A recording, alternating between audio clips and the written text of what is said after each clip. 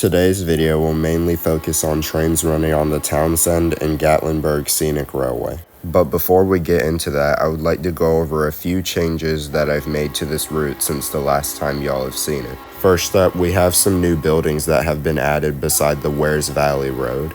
Along with these, I also added more street and location signs. Next, I added more detail over by the Little River Bridge.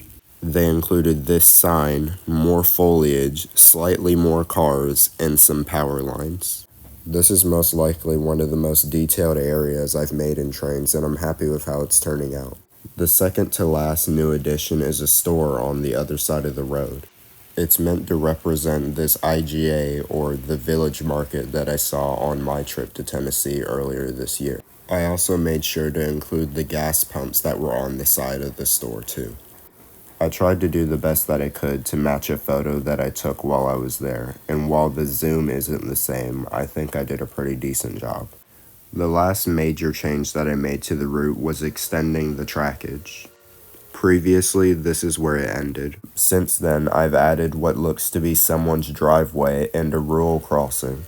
On the other side of the road, there was a bit of asphalt, but it literally went nowhere. I made sure to include that too, as well as the scenery behind it. I tried to make it as close to real life as I could, and this is another area that I'm pretty happy with. And with that, those are all the notable changes that I have made to this route. So without further ado, enjoy trains running on the Townsend and Gatlinburg Scenic Railway.